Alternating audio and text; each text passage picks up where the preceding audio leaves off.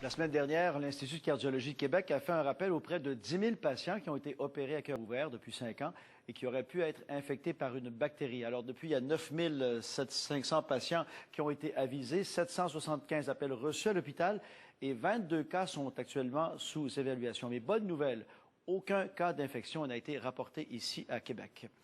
Et maintenant, si on mène une vie exemplaire, qu'on mange bien, qu'on s'entraîne, on n'est pas à l'abri des problèmes cardiaques quand même. Il y a aussi le facteur hérédité. Et c'est ce qu'a découvert, en passant tout près de la mort, le fondateur de Skibec qui entraîne en ski de fond des étudiants. Je suis en compagnie de M. René Lévesque, qui est un pionnier dans le monde du ski de fond au Québec. M. Lévesque, bonsoir. Bonsoir. On est ici dans votre milieu naturel, c'est ce qu'on peut dire. Vous êtes un grand sportif et un homme qui a toujours bien mangé toute sa vie, une vie exemplaire. Et pourtant, le 24 septembre dernier, vous avez subi un infarctus. Oui. Qu'est-ce qui vous est arrivé exactement? Bien, ce qui est arrivé, j'étais en compétition à Duchesnay, puis j'ai eu ce qu'on appelle une mort subite. J'ai tombé.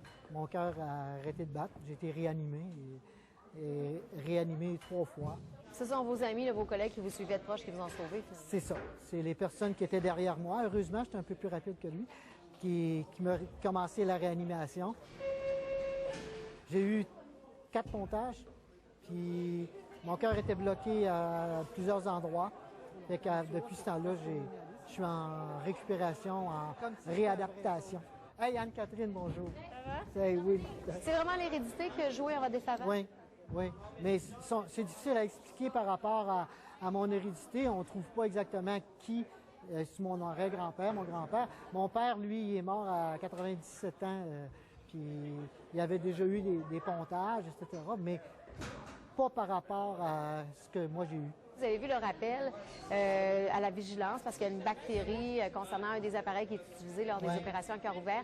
Comment vous avez vécu ce rappel-là? Est-ce que vous êtes inquiet par rapport à ce qui pourrait survenir? On est toujours un peu inquiet, c'est sûr, parce que le rappel est sur 5 ans.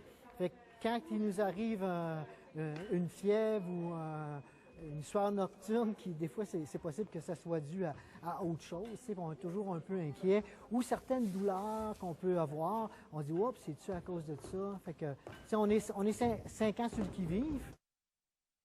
Maintenant, plus tôt aujourd'hui, j'ai parlé du cas de M. Lévesque avec le cardiologue Paul Poirier. Docteur Poirier, on vient de voir l'histoire de M. Lévesque, un homme en forme. Winston Churchill, qui est mort à 90 ans, il prenait beaucoup d'alcool, fumait le cigare, avait des antécédents familiaux. Qu'est-ce qui se passe? Comment on peut prévenir ça? Quand vous me parlez de Winston Churchill, vous parlez d'une anecdote.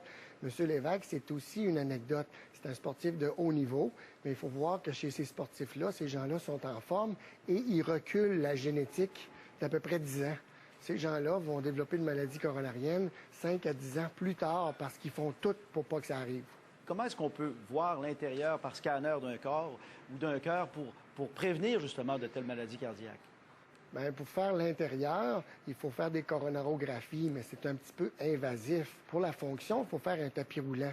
Mais là, avant d'énerver tous vos auditeurs, il faudrait que les gens soient au moins à l'écoute de leurs symptômes et les rapportent à leur médecin.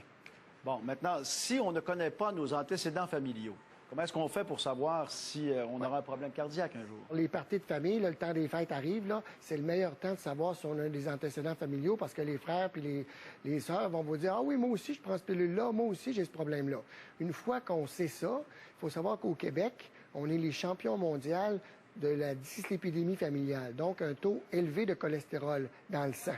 C'est pas une maladie, c'est un facteur de risque. Mais c'est 1 sur 500 dans le monde, 1 sur 250 au Québec, et dans certaines régions, c'est 1 sur 80 personnes.